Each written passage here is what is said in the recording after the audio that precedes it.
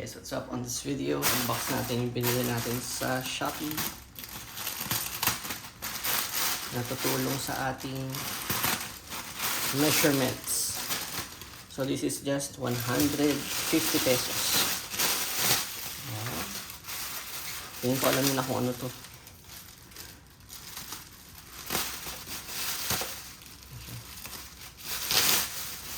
Yan. Ang ating munting weighing scale. So this is battery operated. May kasama na siyang free na AAA batteries, which is good. Hindi natin kailangan bumili. And yung kanyang manual. Different language manual.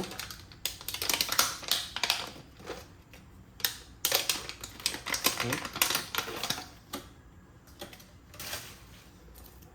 May case siya.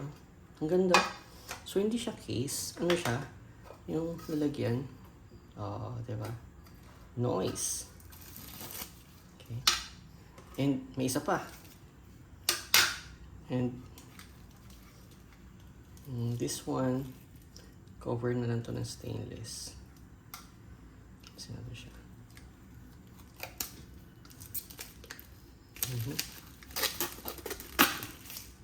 So, mirror finish.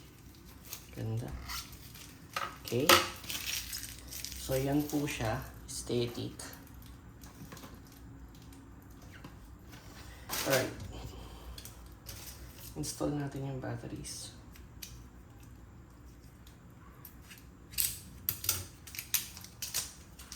So guys, build quality.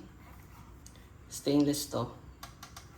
And this one is plastic. Okay. So hanggang 3,000 grams lang. So that means it's 3 kilograms. So kapag naglagay tayo ng 3 kilograms and above, dapat ma-detect niya na overloading or overloaded na yung scale. Okay? So yun siya. Off. On. Yan. So 0 siya. Ngayon, pag naglagay tayo nito, that's 24.8 grams. Pero pag ginanyan natin yung T, i-reset niya yan sa 0. So, pag inalis mo yan, negative 24.7. Pag nilagay mo, back to 0. Reset natin. 0 ulit. This one is 34.8. Reset natin. Pag inalis, 34.8. 0. Reset natin.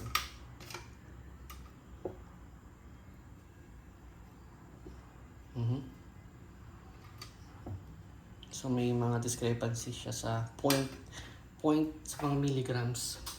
So reset natin. May lemon. So that's 109.8 grams. Okay. So pag magtitimpla tayo ng coffee, reset natin yan. We need 14 grams.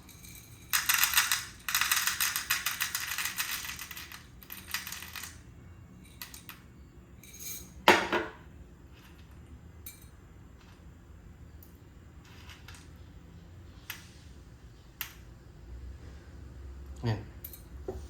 Ang dami pala. This is 1 shot ng espresso. Sakto yan. Puno yan pagdating dito.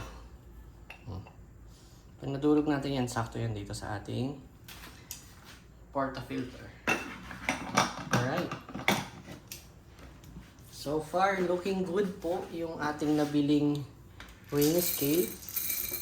And for 150 pesos. Diba? Ganda.